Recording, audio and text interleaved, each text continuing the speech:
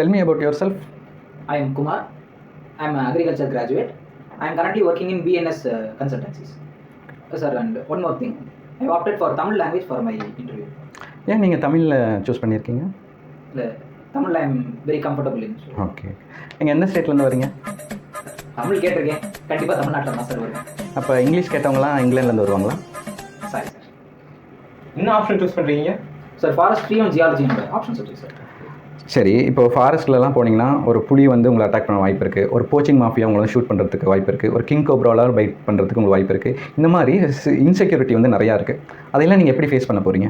Sir, risk factors எல்லா ஜாப்லையும் இருக்குது sir. ஆனால் நான் நாட்டுக்காக என் உயிரையும் கொடுப்பேன் சார்.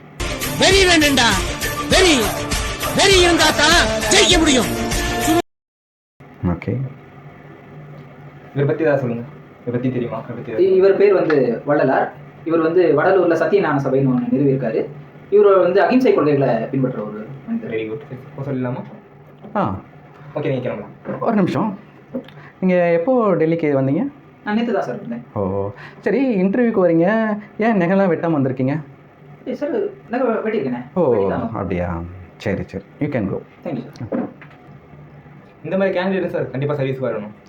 ஆனால் நீங்கள் பாருங்கள், April 19 தமிழ்நாட்டில் ஓட்டிங் டே. அந்த பையனோட நகத்தில் அந்த ஓட்டிங் மார்க்கே இல்லை. இவனை நம்ம எப்படி இந்த சர்வீஸ்க்கு எடுக்கிறது? ஓட்டு போட்டவங்க சர்வீஸ்க்கு வந்தால் மட்டும் நல்லது பண்ணிடுவாங்களா? ஓட்டு போட்டவங்க சர்வீஸ்க்கு வந்தால் நல்லது பண்ணுவாங்களா பண்ண மாட்டாங்களான்னு எனக்கு தெரியாது. பட் ஓட்டு போடாதவங்க சர்வீஸ்க்கு வந்தால் கண்டிப்பாக நல்லது செய்ய மாட்டாங்க.